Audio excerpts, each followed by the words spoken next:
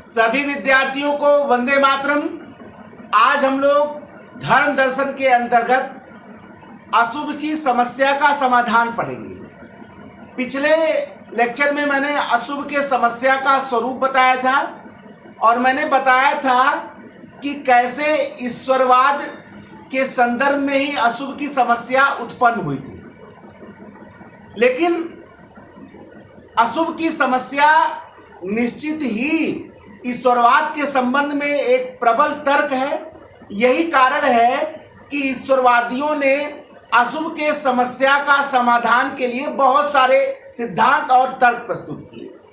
वास्तव में अशुभ की समस्या निश्चय ही ईश्वर के सर्वज्ञता, सर्वशक्तिमत्ता और शुभ और एवं परम दयालु जो उसकी अवधारणा है ईश्वर की, उस पर एक आक्षेप तो था ही। यही कारण है कि ईश्वरवादी दार्शनिकों ने अशुभ की समस्या के दायित्व से ईश्वर को मुक्त करने के लिए बहुत सारे तर्क प्रस्तुत किए। उन्हीं में से एक प्रमुख तर्क है पाप से संबंधित सिद्धांत। आज हम लोग यही पढ़ेंगे और देखेंगे कि ईश्वरवादियों ने कैसे अशुभ की समस्या के समाधान के लिए पाप से संबंधित सिद्धांत दिया है। वास्तव में ईश्वरवादी दार्शनिक ये कहते हैं कि इस पृथ्वी पर या इस जगत पर अशुभ के या दुख के या कष्ट के रूप में या शारीरिक और मानसिक दुख के रूप में जो अशुभ विद्यमान है वो वास्तव में मनुष्य के द्वारा किए गए पापों का दुष्परिणाम। उनका कहना है कि इस जगत में जो शारीरिक और मानसिक दुख दिखाई दे रहा है, जिसको हम अशुभ कहते हैं, वो अशुभ वास्तव में मनुष्यों के पापों का ही दुष्परिणाम है। ठीक है ना। उनके जो द्वारा जो पाप किया गया है उसी के कारण ही यह शारीरिक और मानसिक दुख उत्पन्न होता है, जिसको हम अशुभ कहते हैं। ईश्वर मनुष्यों को उनके पापों का समुचित दंड देने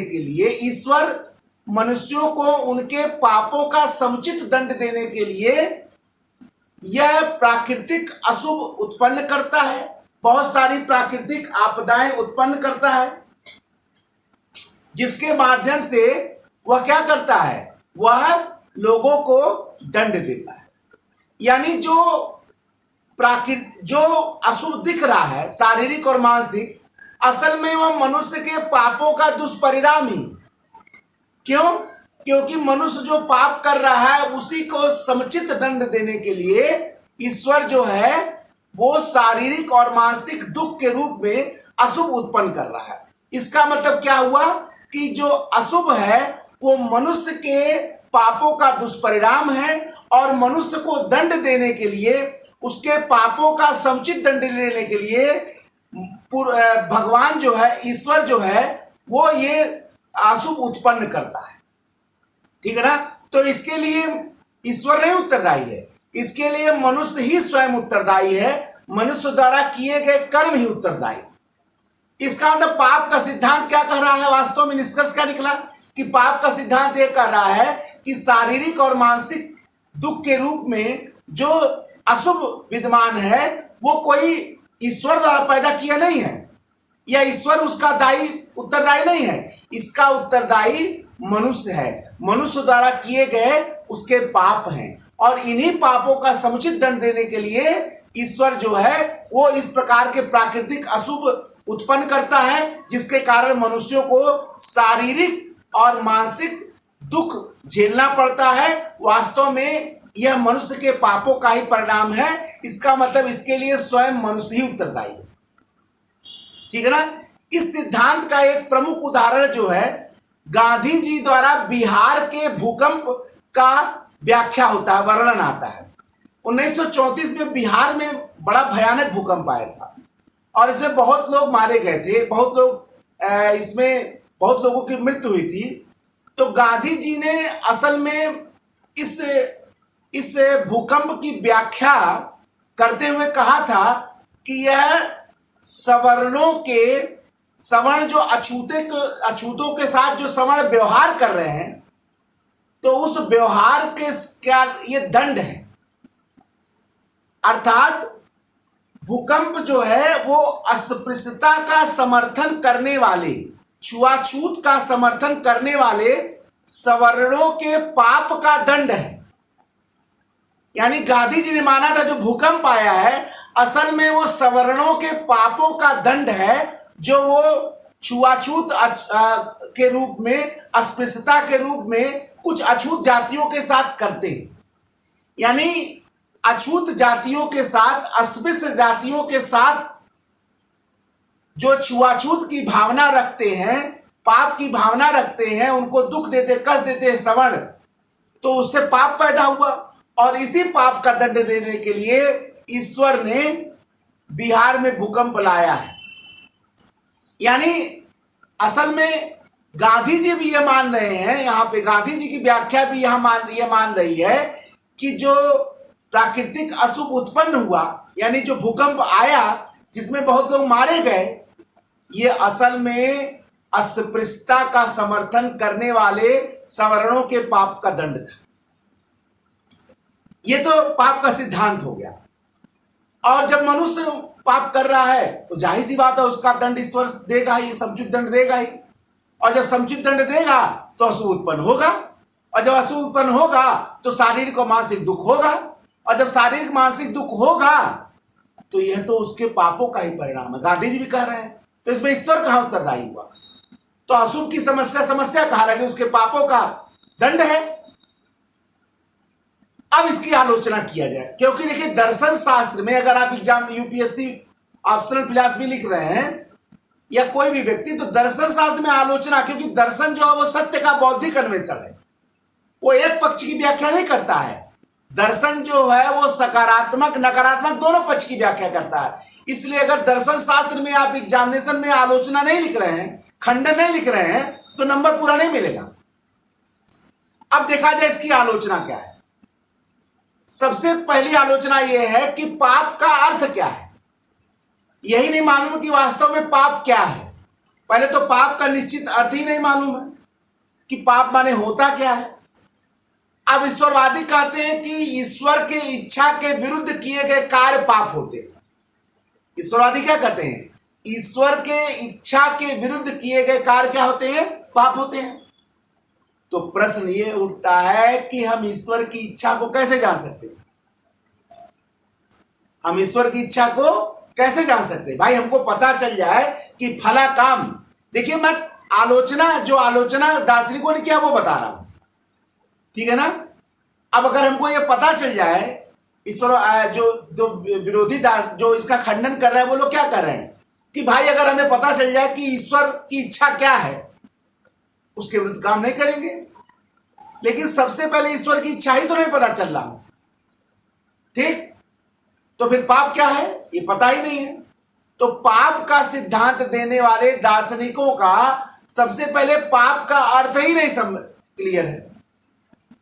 दूसरा, इस सिद्धांत के समर्थकों का यह मानना कि प्राकृतिक विपत्तियां मनुष्य के पापों का दुष्परिणाम है, वो सही नहीं है। अब पूछेंगे आप क्यों नहीं सही है? क्योंकि प्राकृतिक विपत्तियां, मान लीजिए लोगों के पाप के दुष्परिणाम स्वरूप प्राकृतिक विपत्तियां आई, चाहे वो बाढ़ हो चाहे भूकंप हो, सब आई। लेकिन वास्तविकता तो ये है कि चाहे भूकंप आए चाहे बाढ़ आए, हो सकता है कुछ लोगों के पापों का दुष्परिणाम हो। सच्चाई यही है कि इन प्राकृतिक विपत्तियों में पापी और पुण्यात्मा दोनों दुख पाते हैं। ऐसा तो है नहीं कि 100 पापी थे 100 मारे गए। अरे 100 के पापियों के साथ 100 पुण्यात्मा ही मारे जा रहे हैं, 100 दोषी के साथ 100 निर्दोष भी मारे जा रहे हैं, बल्कि निर्दोष ज्यादा मारे जा रहे हैं, निर्दोष ज्यादा मार जा रहे हैं।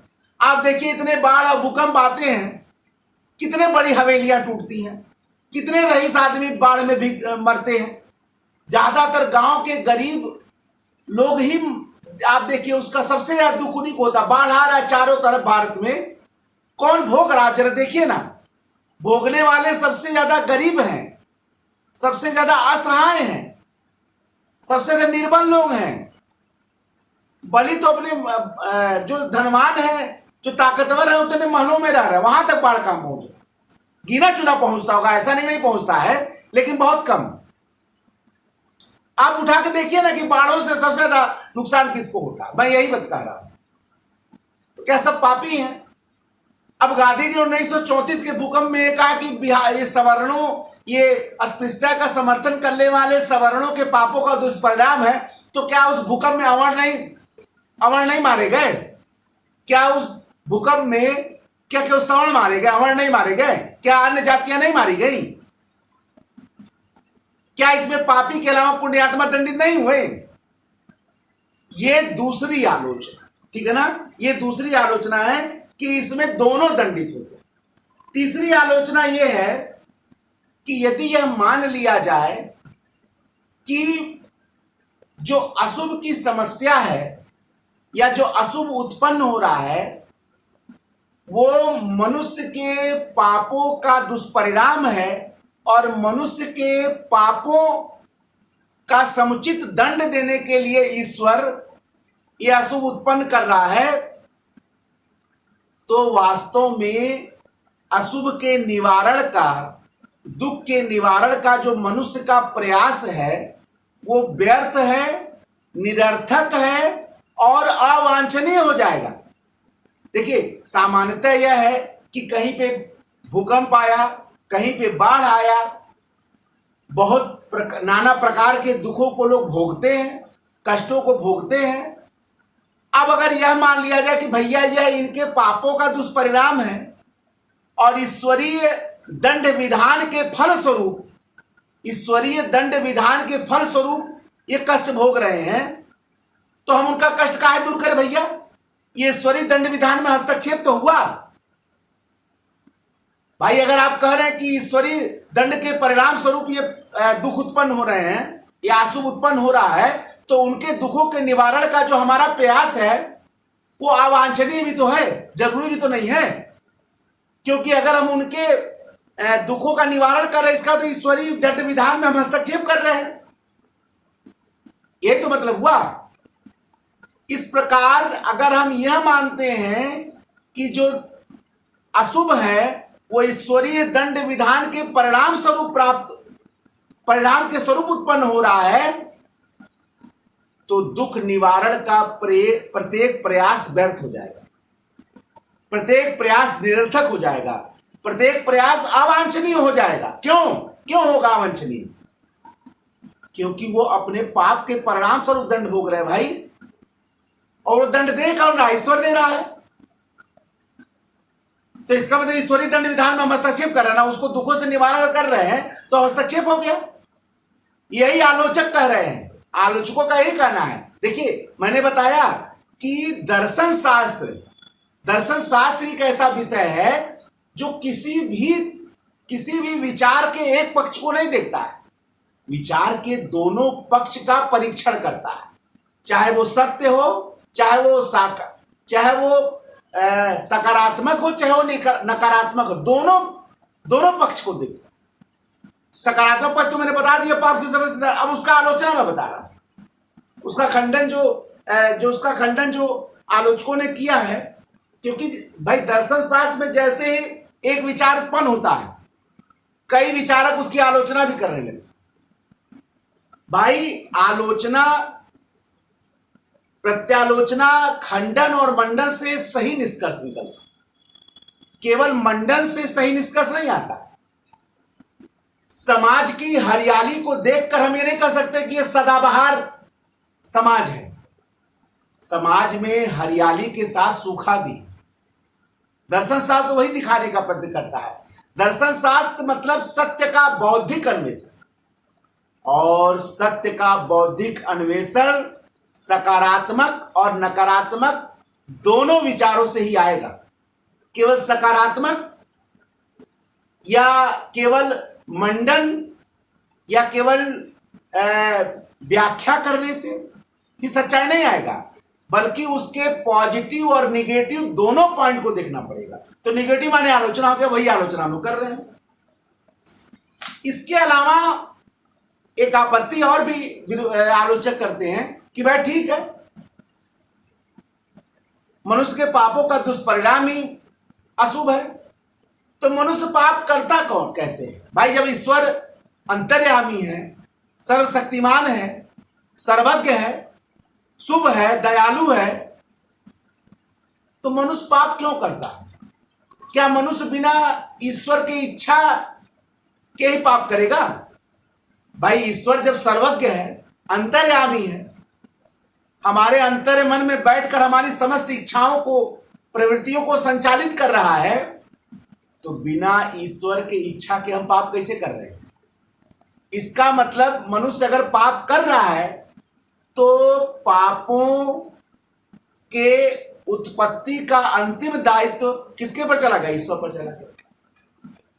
यानी अशुभ की समस्या के दायित्व से ईश्वर बच नहीं सकते, ये आलोचक कर रहे हैं, क्योंकि अशुभ की समस्या के दायित्व से बचाने के लिए सिद्धांत दिया गया। लेकिन आलोचक कर रहे हैं बच नहीं पाएगा ईश्वर। कैसे नहीं बच पाएगा? क्योंकि भाई पाप अगर पैदा हो रहा है और ईश्वर को दूसरी ओर आप अंतर्यामी और सर्वज्ञ बोल दे रहे हैं, सर्वज्ञ का तो मतलब हो गया कि सब कुछ उसको ज्ञात है। जगत में जो हुआ, जो होने वाला है और जो हो रहा है, इन तीनों घटनाओं को जो जानता है वही सर्वज्ञ है। भूत, वर्तमान और भविष्य, इन तीनों का ज्ञाता ही सर्वज्ञ कहलाता है। तो ईश्वर तो अंतर्मन में बैठकर हमारे समस्त प्रवृत्तियों को संचालित कर रहा है। सर्वज्ञ ईश्वर पाप की प्रवृत्ति को उत्पन्न करने की दायित्व से बच नहीं सकता। यानी अशुभ की समस्या की उत्पत्ति में ईश्वर ही उत्तरदायी। ठीक है ना? ये चौथा आलोचना होगा। इसके बाद एक आलोचना और है कि भाई अशुभ अगर उत्पन्न हो रहा है तो पाप का जो सिद्धांत है वो उन बच्चों, जो बालक, छोटे छोटे बच्चे होते हैं, पशु पक्षियों को जो दुख हो रहा है, उनके ऊपर जो अशुभ की समस्या उत्पन्न हो रही है, इसकी व्याख्या नहीं कर सकता। क्योंकि बच्चों का ने भी क्या कर्म किया? अभी पाप क्या किया बताइए? उन्होंने तो कोई पाप नहीं किया है। बच्चे भी पैदा हो रहे हैं, तमाम प्राकृतिक आपदाओं में क्या बच्चे नहीं मर रहे हैं? बहुत बड़ी संख्या में मर रहे हैं। अभी बमबारी हुआ यूक्रेन में बमबारी हुआ, कई बच्चे उसमें मारे गए, मृत्यु को प्राप्त हुए। उनका क्या दोष था? रूस और यूक्रेन लड़ रहे हैं, उनका क्या दोष था भैया? वो क्या जानते हो? युद्ध का मतलब भी नहीं जानते होंगे। एक नृशंस हत्या था, ठीक? उनका क्या दोष था? अभी तो पापा नहीं किए थे। अब आप कहेंगे पूर्व जन्म। भाई दर्शन शास्त्र में पूर्व जन्म का सिद्धांत अभी प्रमाणित नहीं हुआ है, क्योंकि पूर्व जन्म या कर्म के सिद्धांत से संबंधित बहुत सारी ऐसी अवधारणाएं हैं जो अभी तार्किक रूप से सिद्ध नहीं हो पाई। दर्शन शास्त्र में वो प्रमाणिक अवधारणा नहीं है। हमारे सनातन धर्म में कर्म का सिद्धांत एक प्रमाणिक अवधारणा है। हमारे सनातन धर्म में कर्म पुनर्जन्म एक प्रमाणिक अवधारणा है। लेकिन दर्शन शास्त्र में अभी बहुत सारे उत्तर नहीं मिल पाए हैं कर्म के सिद्धांत का, पुनर्जन्म का, तो वो तो यहां नहीं पाएगा। ठीक है ना? तो पाप का सिद्धांत बच्चों और उन पशु पक्षियों के दुख की व्याख्या नहीं कर पाया है जिन्होंने कोई पाप अभी तक नहीं। ठीक है ना? इस प्रकार यह कहा जा सकता है कि पाप से संबंधित यह सिद्धांत अशुभ की समस्या का कोई तरह संगत समाधान कर पाने में असफल है। ठीक है ना? तो ये आज मैंने आपको पाप से संबंधित सिद्धांत बता दिया। आप निष्कर्ष भी ऐसे एग्जाम में लिखे, तो दर्शन शास्त्र में मंडन और खंडन, ठीक है ना, और सकारात्मक नकारात्मक दोनों आपको बताना है। नेक्स्ट लेक्चर में मैं अशुभ की समस्या के समाधान का अगला सिद्धांत लेकर उपस्थित होऊंगा। तब तक के लिए जय हिंद, जय भारत, वंदे मातरम, धन्यवाद।